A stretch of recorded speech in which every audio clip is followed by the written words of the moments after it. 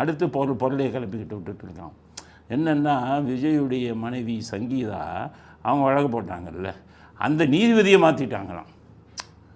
அது இவன் தான் திமுக காரன் தான் கொண்டு வரான் நீதிபதி. அது ஒன்றும் நீதிபதி மாற்றலை, ஒன்றும் மாற்றலை. அந்த வழக்கு செத்து போச்சு. அவங்க வீட்டிலையே வந்துக்கிட்டு இது வழக்கு போட்டது தப்புங்கிறத முடிவு பண்ணிட்டாங்க. ஏன்னா விஜய் நாட்டே ஆளப்போகிறார். நாட்டே ஒரு முதலமைச்சரின் மனைவினா அவங்களுக்கு சங்கீதாவுக்கு பெருமை, முதலமைச்சரின் பிள்ளைகள்னால் அவங்களுக்கும் உங்களுக்கும் பெருமை. தன்னுடைய தந்தை மிகப்பெரிய பதவிக்கு வந்துட்டாருங்கிறத எந்த மனைவியும் நிச்சயம் இருக்க மாட்டார், குழந்தைகள் உட்பட. இந்த மாற்றம் என்பது எப்படி வந்திருக்குன்னா, ஒவ்வொரு ஏப்ரல் மே மாதம் நீதிபதிகள் மாற்றப்படுவார்கள், நூற்றுக்கணக்கான நீதிபதிகள். அதனால் இந்த ஏப்ரல் மேல இதுவரை நூற்றுக்கணக்கான நீதிபதிகளை மாற்றியிருக்காங்க. அதில் ஒருவர் தான் விஜய் வழக்கு விசாரிக்கும் நீதிபதி. இதில் அரசியல் இல்லை, எந்த இதுவும் இல்லை. கூடிய சீக்கிரம் விஜயுடைய குடும்பம் அவர்களுடன் சேர்ந்து சேரப்போகிறார்கள் அப்படிங்கிறது தான் செய்தி. அதனால் இந்த மாதிரி இன்னொரு பொருளையே கிளப்பி விட்டுக்கிட்டு இருக்காங்கங்கிறத மக்கள் புரிஞ்சுக்கணும். அடுத்தது செந்தில் பாலாஜி செய்தி. அதாவது மின்சாரத்துறையில் டிரான்ஸ்ஃபார்மர் வாங்குறதுல கிட்டத்தட்ட 397 கோடி ஊழல் நடந்திருக்கு அப்படின்னு சொல்லி உயர்நீதிமன்றம், சென்னை உயர்நீதிமன்றம் இந்த வழக்கை சிபிஐ விசாரிங்கன்னு சொல்லிட்டாங்க. அதுக்கு இவர் என்ன பதில் சொல்கிறாரு செந்தில் பாலாஜி? மக்கள் மன்றத்தில் என்னை வீழ்த்த முடியாதவர்கள் தான் நீதிமன்றம் போகிறார்கள் அப்படின்னு சொல்கிறார். பொதுவெளியில் மக்கள் மன்றத்தில் வீழ்த்த முடியாதவர்கள் நீதிமன்றத்திற்கு போகிறாங்க. இப்போ எல்லோரும் என்ன புரிஞ்சுக்கோங்க, இந்த வழக்கை போட்டது அதிமுகவோ தாவேக்காவோ இல்லை மற்ற பாஜகவோ போடல. இந்த வழக்கை செந்தில் பாலாஜி மேலே போட்டது ஒரு இயக்கம். அவங்க அரசியல் கட்சி கூட இல்லை, அறப்போர் இயக்கம்ங்கிற தனிநபர்கள். அவங்க ஒரு இயக்கம், அவங்க சமூக நல ஆர்வலர்கள். அவங்க தான் இந்த வழக்கை செந்தில் பாலாஜி மேலே போட்டிருக்காங்க. இதுக்கு கீழே அரசியல் இல்லை. ஆனால் ஜனநாயக முறையில் என்னை வீழ்த்த முடியாதவர்கள்னு சொன்னால் அது எப்படி பொருந்தும்? செந்தில் பாலாஜிக்கு அது மனசாட்சி இல்லையா உங்களுக்கு?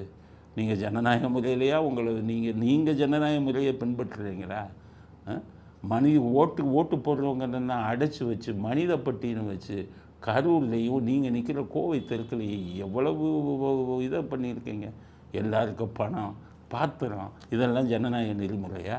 நீங்கள் ஜனநாயக நெறிமுறையை நீங்கள் பின்பற்றுறவரா? அதனால் நீங்கள் பேசுகிறதுக்கு ஒரு மனசாட்சி வேணாமா?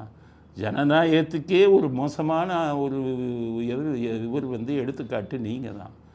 கரூர்லேயே கூட்டம் வந்ததுன்னு இங்கே விஜய்க்கு அவருடைய ஆதரவாளர்கள் வரத்தானே செய்வாங்க. அதை போய் உங்களால் தடுக்க முடியுமா?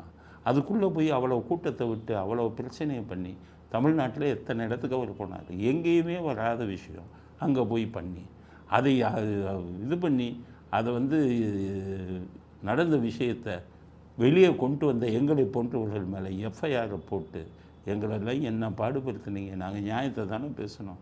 அது ஒரு விபத்து இல்லை, திட்டமிட்ட சதின்னு நான் பேசினேன். அந்த ஒரு வீடியோவுக்காக என் மேலே என்னென்ன வேலை பண்ணீங்க? எல்லாம் ஜனநாயகத்தில் நம்பிக்கை உள்ளாளா? அதனால் நீங்கள் ஜனநாயகத்தை பற்றி பேசாதீங்க. ஒரு அரசியல்வாதி எப்படி இருக்கக்கூடாதுங்கிறதுக்கு நீங்கள் ஒரு உதாரணம் இல்லையா? அதனால் அவருக்கு சொல்கிறேன், நீங்கள்லாம் திருந்துங்க. அரசியல் இருக்கீங்க, உங்களுக்கெல்லாம் மந்திரி ஆகக்கூடிய இதை ஆண்டவன் கொடுத்துருக்கான். எம்எல்ஏ ஆகிறீங்க, மந்திரி ஆகிறீங்க. நீங்கள்லாம் மனசாட்சி உள்ள மனிதர்களாக இருந்தால் தானே மக்களுக்கு நல்லது நடக்கும். எல்லா இடத்துலையும் தில்லுமுள்ளு, எல்லா இடத்துலையும் லஞ்சம், எல்லா இடத்துலையும் ஊழல். பாவம் ஏழைகள், பாவம் வேலைக்கு பணம் கொடுத்தவன்லாம் நடுத்தர குடும்பத்தை சேர்ந்தவன்.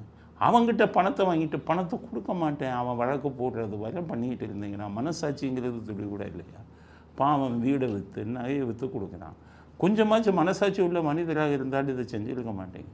அதனால் செந்தில் பாலாஜிக்கு சொல்கிறேன், இறைவனும் உங்களுக்கு அனுகிரகம் கொடுத்துருக்கான். மந்திரி ஆகுறீங்க, பதவிக்கு வரீங்க, கொஞ்சமாவது மனசாட்சியை வளர்த்து கொள்ளுங்கள். மக்களுடைய இதில் நலனில் அக்கறை செலுத்துங்க. ஜெயிக்கும் போதே போய் மண் அல்லடான்னு ஒரு மந்திரி சொல்லலாமா? மந்திரியாக போகிறவங்க உங்களுக்கு சமுதாய பொறுப்பு இல்லையா? இந்த சமூகத்தில் அக்கறை இல்லையா? அதனால் மாற வேண்டும் செந்தில் பாலாஜி போன்றவர்கள். நாங்கள் எங்களை போன்றவர்கள் பேசுபவங்களெல்லாம் ஜெயிலுக்கு அனுப்புறதை விட்டுட்டு நம்ம மேலே என்ன தப்புங்கிறது யோசிங்க. அதனால் மாறுங்கள், நல்ல அரசியல்வாதியாக மாறுங்கள் அப்படிங்கிறத செந்தில் பாலாஜிக்கு நாங்கள் ஒரு அறிவுரையாக கூற விரும்புகிறோம். இத்துடன் இன்றைய அரசியல் ஆடுகளம் நிறைவு பெறுகிறது. மீண்டும் நாளை புதிய செய்திகளுடன் உங்களை சந்திக்கிறோம். நன்றி.